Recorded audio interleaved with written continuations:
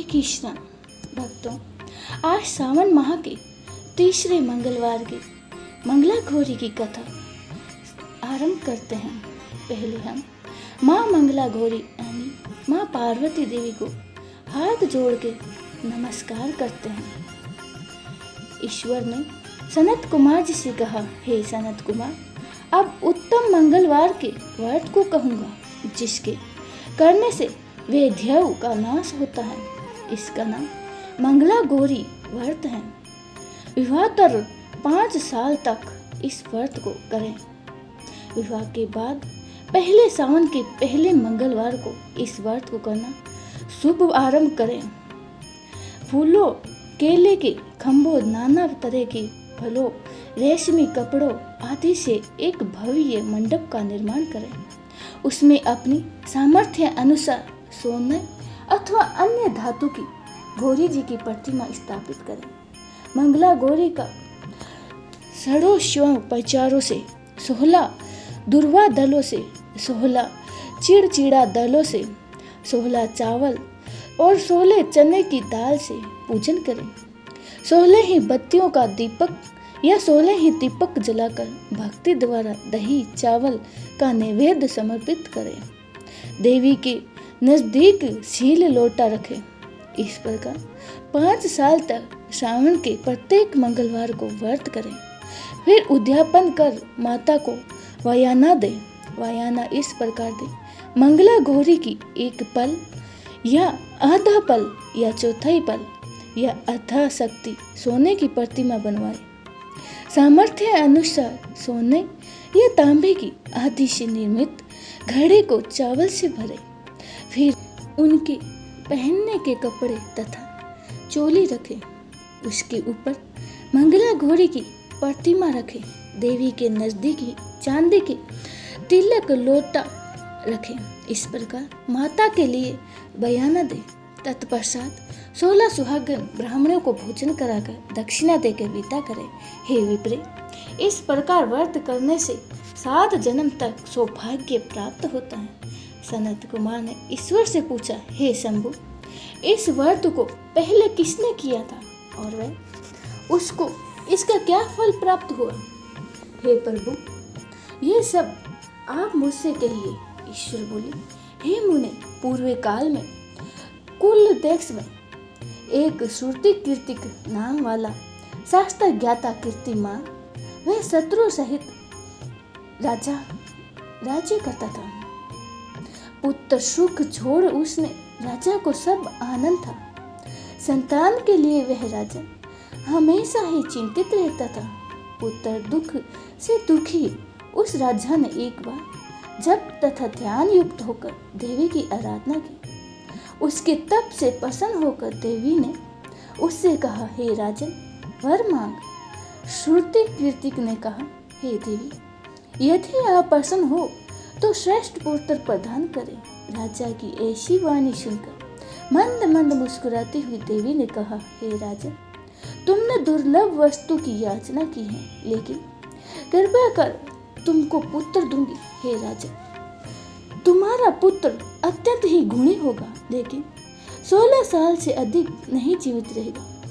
और यदि सुंदरता तथा विद्याविहीन पुत्र चाहते हो तो वह पुत्र बहुत समय तक जीवित रहेगा। देवी की वाणी सुनकर राजा चिंता करने लगा।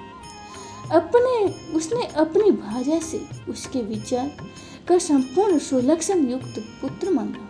तो देवी बोली, हे राजन, मेरे दरवाजे पर एक आम का पेड़ है। मेरी आज्ञा से तुम उस एक फल को तोड़कर अपनी पत्नी को खाने को देते। उसके खाने से उसी समय रानी गर्भवती हो जाएगी। राजा ने ऐसा ही किया। फल के खाने से रानी गर्भवती हो गई। उसने 10वें महीने देव तुल्य एक पुत्र पैदा किया। हर्षित राजा ने शिव स्मरण करते हुए उसके सब संस्कार कार्य उनका नाम चिरायु रखा। जब पुत्र 15 साल का होकर 16वीं साल में लगा तो सह पत्नी राजा को चिंता होने लगी। राजा ने विचार किया कि ये पुत्र बड़े ही कष्ट से प्राप्त हुआ है। अपने समक्ष इसकी मृत्यु कैसे देख पाऊंगा। अतः राजा ने पुत्र को मामा के साथ काशी भेजने का प्रबंध किया। रानी ने अपने भाई से कहा कि तुम कार्पेटिक वेश धारण कर इस लड़के को काशी ले जाओ।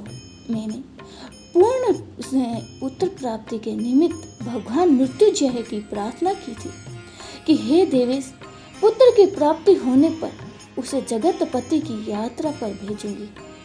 अतः तुम इस पुत्र को इसी समय ले जाओ, इसकी यातना से रक्षा करना। बहन की वाणी सुनकर भाई ने अपने भांजे का हाथ पकड़कर साथ लेकर काशी को चला गया और कुछ दिन पश्चात वह आनंद नगर पहुंचे। वहां वीरसेन नामक का एक राजा राज्य करता था। उसकी कन्या का नाम मंगला गौरी था। वह बालिका सर्व गुण संपन्न वह रूप लावण्य से युक्त थी। उस काल वह बालिका अपनी सखियों के सहित एक रमणीय बगीचे में खेलने जाती थी। उसी समय राजपुत्र चिरायु तथा उसका मामा दोनों वहां पहुंच गए। वह दोनों बालिका को देखने की इच्छा से वहां ठहर गए। इतने ही में खेलती हुई बालिका ने एक बालिका ने क्रोधित होकर राजकन्या से अत्यंत ही कठिन दुर्वचन रंडा कहा। इस दुर्वचन को सुनकर राजपुत्री ने कहा, तू अयोग्य वाणी क्यों कहती है? मेरे वश में कोई स्त्री ऐसी है ही नहीं।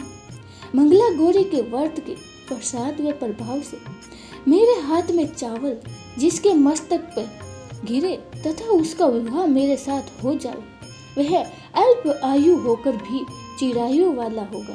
तदंतर सब बालिका अपने अपने घर चली गई। उसी दिन राजकन्या का विवाह था। उसका विवाह बाली के देश के दुर्धर्मान राजा के पुत्र सुकेतु से होना निश्चित हुआ था। वह राजकुमार मूर्ख, कुरूप तथा बहिरा था। अतः वर पक्षियों ने मंडप में उसके स्थान पर कोई अन्य वर ले जाने का निश्चय किया। ऐसा सोचकर वर पक्षी चिरायु ने के समीप जाकर उसके मामा से बोले, ये बालक हमें दे दो, क्योंकि आपके बालक द्वारा हमारा कार्य सिद्ध होगा। यह सुनकर उसका मामा हृदय से राजी हो गया, क्योंकि उसने वाटिका में बालिका की वाणी सुन ली थी। लेकिन वह उससे बोला कि आप लोग बालक को क्यों चाहते हो? कार्य सिद्ध के वास्ते वस्तु मांगी जाती है, परंतु वर की भिक्षा नहीं की जा सकती। परंतु फिर भी आप लोगों को घोर व्यर्थ में बालक को देता हूँ। वर पक्ष के लोगों ने चिरायु को ले जाकर विवाह कार्य सिद्ध किया। सप्तपदी आदि कार्य होने पर रात में गौरी शंकर के समीप वह चिरायु मंगला गौरी के पास सो गया। उसी दिन चिरायु का 16वां साल समाप्त था। अतः रात को सांप के रूप में काल वहां आया। देव योग्य से उसी समय राजकन्या उठ गई। वह काल सर्प को देखकर भय से कांपने लगी। फिर उसने धरती से सांप को षडोक्षाय पाचारों से पूछा कि पीने को बहुत सा दूध दिया और प्रार्थना की, मैं उत्तम व्रत करूंगी, मेरे पति चिरंजीवी हो जाए। उसी समय वह सांप कमंडल में प्रवेश कर गया। राजकन्या ने उसे चोली से उस कमंडल को मुख बांध दिया। तदंतर उसके पति अंगड़ाई लेते हुए उठे और बोले, हे प्रिय, मुझे भूख लग रही है। ये सुनकर राजकन्या ने खीर, लड्डू आदि लाकर पति को दिया। चिरायु ने पसंद चित्त से भोजन किया। हाथ धोते समय चिरायु ने हाथ में से अंगूठी गिर गई और वह पान खाकर फिर सो गया। वह राजपुत्री कमंडल को फेंकने गई, लेकिन विधि के विधान से उस कमंडलू ने में से सर्प के स्थान पर एक चमकता हुआ हार हो गया। उस हार को लेकर वह विश्वमयी को प्राप्त हो गई और उसने वह हार अपने गले में धारण कर लिया। कुछ रात जब शेष रही तो चिरायु का मामा उसे ले गया। चिरायु ने जाने के बाद वर पक्षी सेकेतु को ले आए। मंगला गौरी ने जब उस सेकेतु को देखा तो वह कहने लगी कि यह मेरे स्वामी नहीं है। सभी वर पक्षी लोग यह सुनकर बोलने लगे, ये क्या कह रही हो? यदि कोई पहचान हो तो? मंगला गौरी ने कहा, जिसने मुझे रात में यह नवरत्न जड़ित अंगूठी दी है, वह इसकी अंगूठी अंगुली में डाल के पहना कर देखो। रात में पति ने जो हार मुझे दिया, उस हार की सुंदरता कैसी है ये कहे, तथा रात में अम्र सेचन के समय मेरे पति देव का केसर युक्त पैर मेरी जंघा में लगा हुआ है। अब लोग उसे भी देखे। रात्रि के समय जो कुछ बातचीत हुई तथा भोजन हुआ, उसे भी यदि यह कहे तो यह मेरा पति होगा। लेकिन चिन्हों में से सुकेतु ने बताए हुए एक भी पहचान नहीं मिली। तब सब लोगों ने श्री केतु को वर मानने से इनकार कर दिया। वर पक्षी सब भी जैसे आए थे वैसे ही चले गए। मंगला गौरी के पिता श्रुति कीर्तिक ने एक शन यज्ञ किया तथा बाद में उन्होंने वर पक्ष द्वारा किए गए अल्ट फेर से के बारे में मालूम पड़ा। राजा ने कन्या को महल के बरामदे में चिक के अंदर बैठाया।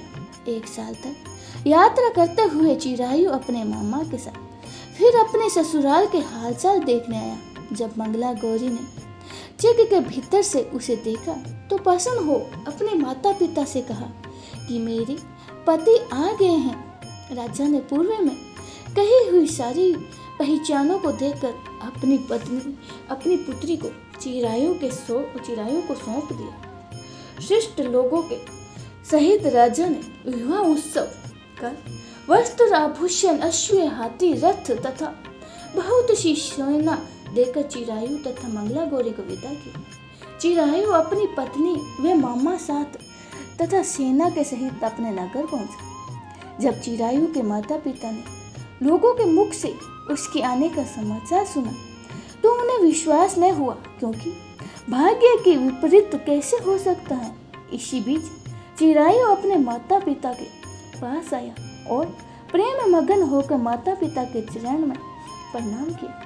मंगला गौरी ने भी अपने सास ससुर को प्रणाम किया।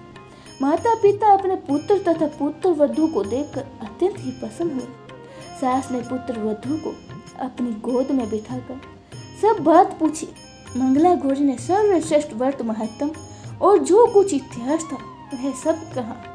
शिवजी बोले, हे सनत कुमार, यह मंगला गौरी व्रत आपसे कहा है। इसे जो सुनेगा, कीर्तन करेगा, उनके सभी मनोरथ सिद्ध हो गए।